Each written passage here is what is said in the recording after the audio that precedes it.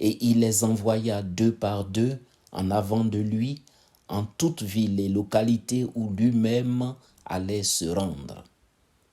Il leur dit, « La moisson est abondante, mais les ouvriers sont peu nombreux.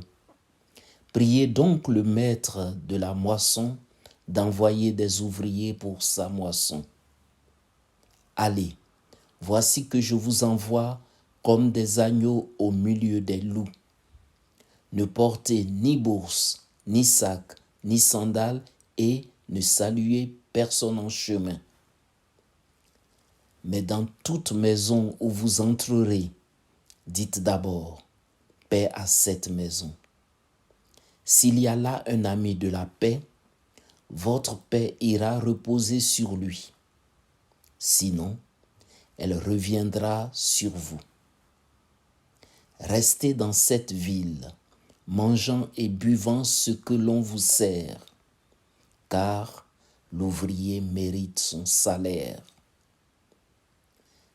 Ne passez pas de maison en maison. Dans toute ville où vous entrerez et où vous serez accueillis, mangez ce qui vous est présenté. Guérissez les malades qui s'y trouvent et dites-leur, le règne de Dieu s'est approché de vous. Mais dans toute ville où vous entrerez et où vous ne serez pas accueillis, allez sur les places et dites, même la poussière de votre ville collée à nos pieds, nous l'enlevons pour vous la laisser. Toutefois, sachez-le, le règne de Dieu s'est approché. Je vous le déclare, au dernier jour, Sodome sera mieux traitée que cette ville. Acclamons la parole de Dieu. Méditation du jour. La lecture de ce passage de l'Évangile selon saint Luc nous donne 5 conseils pour la mission. Premier conseil. Tout d'abord, c'est le Christ qui envoie. Aux disciples d'aujourd'hui, aux enseignants, à ceux qui se sentent appelés par l'annonce de la parole, il convient de signaler que l'évangélisation se fait au nom de Jésus-Christ.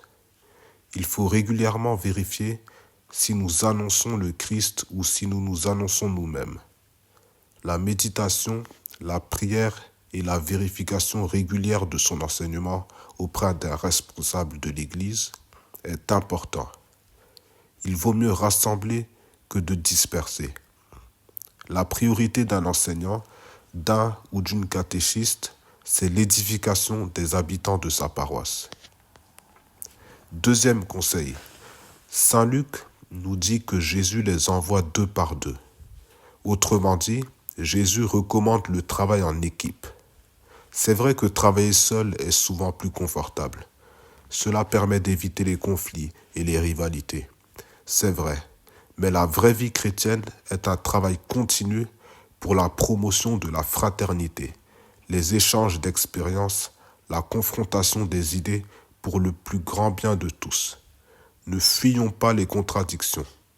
Cherchons à tirer d'elles un plus grand bien. Troisième conseil. Jésus ordonne à ses disciples, n'emportez ni bourse, ni sac, ni sandales, et ne saluez personne en chemin. Autrement dit, utilisez les moyens que vous avez. Allez à l'essentiel.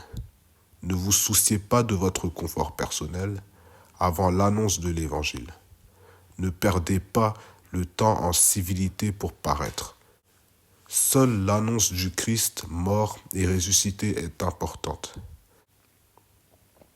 Quatrième conseil. Allez vers les autres avec douceur et sérénité.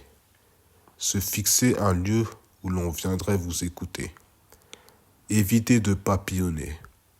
On n'est pas obligé de se faire adopter par tout le monde. Car souvent, celui qui porte la bonne nouvelle oublie que la vedette doit être le Christ, rien que le Christ.